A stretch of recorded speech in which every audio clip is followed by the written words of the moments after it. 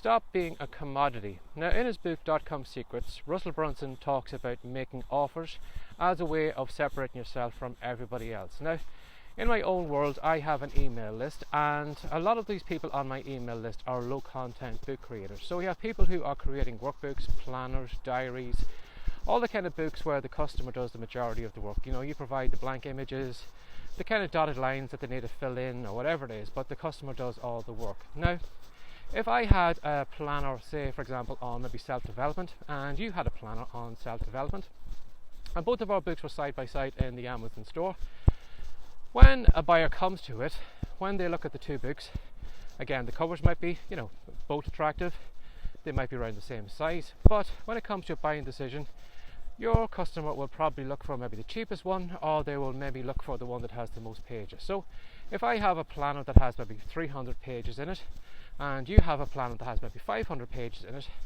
when we are side by side, your planner is always going to look more attractive to the buyer than mine is, because you're giving them additional pages for the same price. Now, try as I might, I can, do whatever I can to, get in front of as many buyers as possible, but I'm probably always going to lose out to you because you are giving more pages away than I am. So what do you do in that case? Well, as Russell said, then it's time to come up with some offers. You need to separate your product, your service, or whatever else away from everybody else's, so you can't be actually compared, because what you do is completely different from everybody else, even if you are selling a commodity. Now, he talks about giving a seminar to family members of people who were in his inner circle.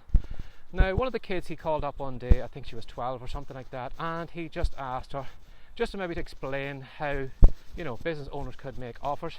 He was going to do it with this little girl. So he asked her what was the service that she was providing, and she had said, well, I am a babysitter. Now, he looked out at the audience and he says, well, how many babysitters are in your area? Or even if you think about it yourself, how many babysitters are in your area right now? Now, again, babysitting is a commodity. There's probably tons of kids in your area, and when it comes to hiring one, you probably never really, to get a good one, you may find yourself there might be a lot of kids, and when it comes to getting one, you might come down to price. If they were all providing the same service, they were all kind of safe, took good care of your kids, it would probably all come down to price. You'd probably go with the cheapest one. But as Russell said, in that case for a commodity, she needs to make herself different from everybody else. So he said what you need to do is you need to come up with some offers. So he said, right, okay, if you were minding my kids, what else could you do with them when you were there? And the young girl said, well, I suppose I could take some board games over, and we could play some board games while we were there. Or maybe I could, cook some cookies with them. Or maybe I could make sure that they're in bed by the time you get back. Or maybe I could read them stories, or maybe I could do this, and maybe I could do that. So he was writing all these additional services down that she could provide on the board. And by the end of it, I don't know how many he had. He got maybe 12, 15 or whatever. But he came to a stage he just stopped, and he says, at this stage now, he says, if I was looking for a babysitter, I would hire you, and I would probably pay you at least $20 an hour to take care of my kids, because I knew that you were going to be providing all these services to my children. And again, as he said, how many babysitters are out there who probably aren't providing those services? So when it came to hiring a babysitter, if you found a babysitter that was giving you all of those additional things along with the babysitting, you would probably jump at it.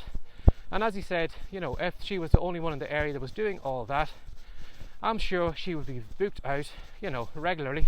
It'd probably be very hard to get her. You probably need to book a couple of weekends ahead, because she is so kind of busy, because everybody's looking for her. And again, she is providing a service that is a commodity. So I want you to think about your business today. If you are competing with everybody else, if me and you were just selling something like light bulbs, how could you make sure that your light bulbs were different from mine? Or if we were competing on, maybe if both of us had a course on getting Instagram followers, again, all the content was the same, how could you make it different? Or even low content books, for example, if me and you were selling planners, how could you make it different? And as Russell says, the only way when you are selling a commodity, and it's something that anybody can buy anywhere, you need to make offers.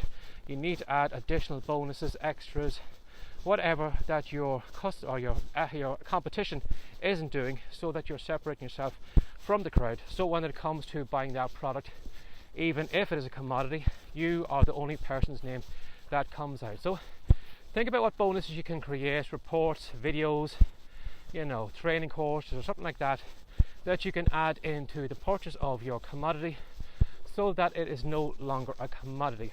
And again, as Russell said, when you do things like that, you can charge more because you're rare and everybody will be looking for you, even though you are selling the same products as everybody else. So give that some thought today. What are the offers you can add to your product that is going to separate you from the crowd? So as always, thanks for watching thanks for watching today. If you'd like to find more of this great content, do a search for WriteCome, WriteCome.com. You'll find the content all over the web.